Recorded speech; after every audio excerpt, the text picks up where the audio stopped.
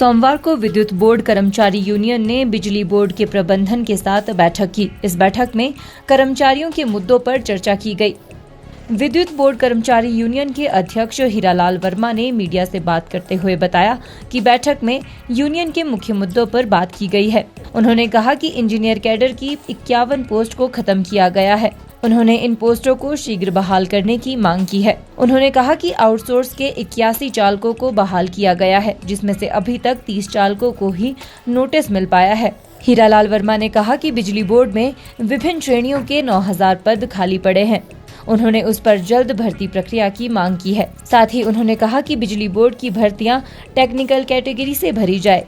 उन्होंने कहा कि बैठक में विभिन्न मुद्दों पर चर्चा की गई है और मैनेजमेंट ने इन मुद्दों पर विचार करने का आश्वासन दिया है। आज सुबह हमारी मीटिंग गवर्नमेंट में राकेश कंवर जी के साथ हुई और जैसा आप साथी को बताना चाहूँगा, हमारी 6 नवंबर को माननीय मुख्यमंत्री से बैठक हुई थी और जिसमें काफ़ी लंबी वार्ता हुई थी और जो मुद्दे ज्वाइंट फ्रंट ने उठाए थे उसमें माननीय मुख्यमंत्री ने कहा था कि आप इन मुद्दों को लेकर के मैनेजमेंट से 11 को मीटिंग कर लो। उन्होंने इंटरिम डायरेक्शन भी मैनेजमेंट को दी थी 11 को मीटिंग कर लो और किन्हीं कारण से एमडी को आज बाहर जाना पड़ा। उसके बाद हम राकेश कंवर जी से मिले और उन्होंने डायरेक्टर जो हमारे फाइनेंस है और जो बाकी ईडी है उनकी ड्यूटी लगाई। हम आज उनसे बैठक करके आए।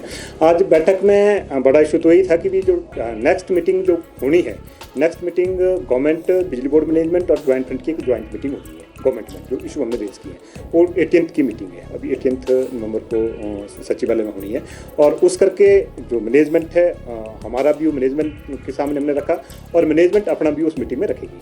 तो उसमें जो भी फैसले होने वो मुझे लग रहा हार्डली का हम कह सकते हैं कि 18th की जो मीटिंग है उसी में कोई फैसले इन मुद्दों पे आने हैं। अब जो आज जो मैनेजमेंट के साथ वार्ता हुई है उसमें जो हमारे मुख्य मुद्दे थे, एक मुद्दा तो यही है जो आपकी 51 पोस्टें इंजीनियर कैडर की ख़त्म की है। हमने उसमें बात रखी कि ये फंक्शनल पोस्ट हैं और इसके नीचे ज़रूरत हैं और इनको रिव्यू किया जाए और 51 पोस्टों को बहाल किया जाए, क्योंकि आज जो पोस्टें नीचे उससे कहीं ना कहीं जो हमारी सर्विसेज है, ऑफिस की सर्विसेज है, वो इफेक्ट हुई हैं। तो इस पर हमने बात कही। दूसरा जो बड़ा इशू था, जो हमारे 81 जो ड्राइवर हैं आउटसोर्स के उनको बाहर किया गया, उसमें से जो अभी तक हमारे पास डाटा आया लगभग 30 लोगों को नोटिस जो सर्विस प्रोवाइडर उसने दे दिए हैं और बाकी के नोटिस शायद कहीं पाइपलाइन में। पर इसमें हम एक चीज़ भी कहना चाहेंगे, देखो कितना बड़ा इंजस्टिस है। आज पिछले कल किसी साथी को नोटिस मिला है और 30 की डेट का नोटिस है और उसकी बैक डेट से पहली से उसकी सेवा समाप्त कर रही है। कहीं ना कहीं मुझे लग रहा है टेक्निकली भी गलत है। आप 30 को किसी को नोटिस दे रहे हैं और पहले को उसकी सेवा समाप्त कर रहे हैं। जो एक आपका अरेंजमेंट के लिए जो नोटिस पीरियड होता है मिनिमम 1 मंथ है और वैसे 3 महीने होते हैं जो आपको पहले प्रिपेयर करने के लिए देने होते हैं कि आपकी सेवा समाप्त की जाती है। तो टेक्निकली ये चीज़ें जो सारी इसमें फॉलो की गई है वो कहीं ना कहीं जो आपकी लॉ वायलेशन है वो उसकी वायलेशन की गई है। और दूसरा हमारा इस पर कंटेंशन ये था कि जो जहाँ आप नीचे ड्राइवर अरेंज कर रहे हैं वहाँ हमारे व्हीकल्स अभी भी अवेलेबल है। हमारा कहना था, सरकार में भी कहना था कि 30 ऑफिस की डिटेल दी है जहाँ व्हीकल है। हमारा कहना था कि जो आउटसोर्स के जहाँ ड्राइवर हैं उनकी सर्विस वहाँ कंटिन्यू की जाए और बाकियों से जो पोस्टें बिजली बोर्ड में खाली पड़ी है, डिफरेंट कैटेगरी पोस्ट पड़ी है, उनके ऑप्शन ली जाए और उनको कंटिन्यू यहाँ किया जाए।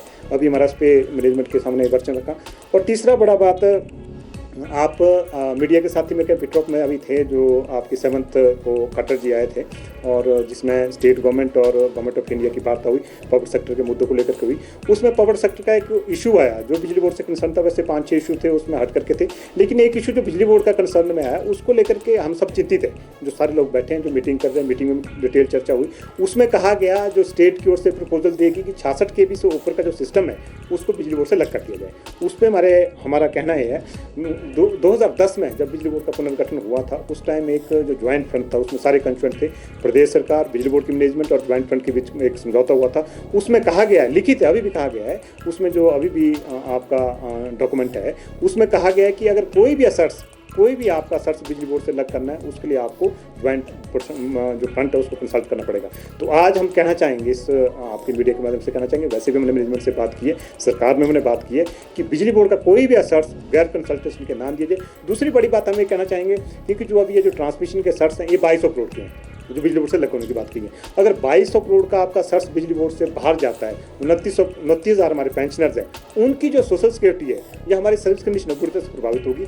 हम ये कहना चाहेंगे कोई भी सर्स बिजली बोर्ड से बाहर न दिया जाए, और इसका हम सीधा ये भी कहना चाहेंगे, आज अगर बिजली बोर्ड के पास ट्रांसमिशन के असर्ट्स हैं, उसका कहीं ना कहीं प्रदेश के कंज्यूमर्स को उसका फायदा सस्ती दरों के रूप में मिल रहा है। अगर ये असर्ट्स लग किए जाते हैं तो कहीं ना कहीं जो बिजली दरें हैं प्रदेश में और बढ़ेगी। हिमाचल न्यूज़ 24/7 के लिए शिमला से सपना शर्मा के साथ हरदेव कुमार की रिपोर्ट। आप देख रहे हैं हिमाचल न्यूज़ 24/7।